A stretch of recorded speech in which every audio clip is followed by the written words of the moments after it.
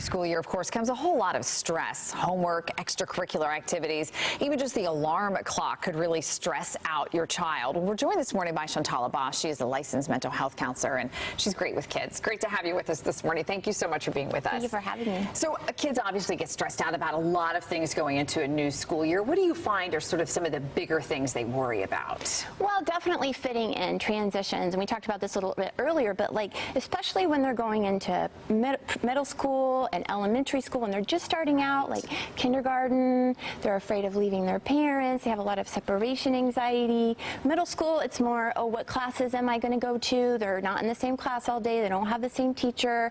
And then high school, there's a lot of stress with AP classes, college prep, what's everybody else doing? Am I really where I'm supposed to be? Little cliques. So it always depends. So I think the biggest stress is when you're transitioning either to a new school because you've moved from a different location, or you're going into elementary, middle, or high. So those are the real stressful times for kids, and figuring out how they fit in and where they belong and who they know, who their friends are.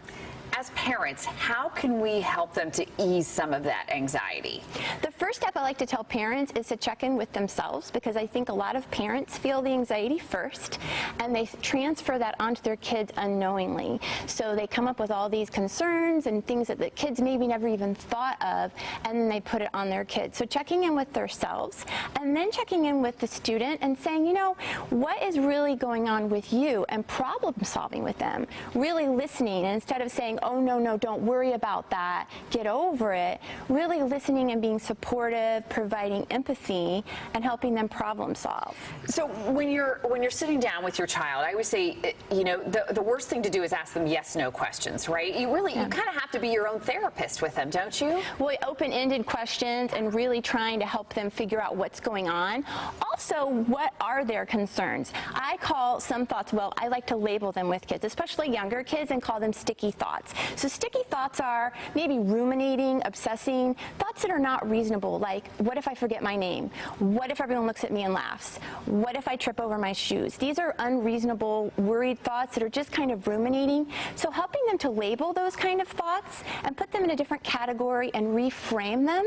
And then the thoughts that are really concerned, like, where's my class? Who are my friends? Problem solving those. But sometimes the worries are really not even realistic or ever going to happen at all. So helping them separate those two is a big thing. What are some warning signs that they're not talking to you, right? Because especially parents of teenagers, they really struggle with that. It's like, oh, they don't want to open up to me, they don't want to talk to me. What are some signs that there might be something going on and I don't even know how to begin to get them to open up? Well, withdrawal.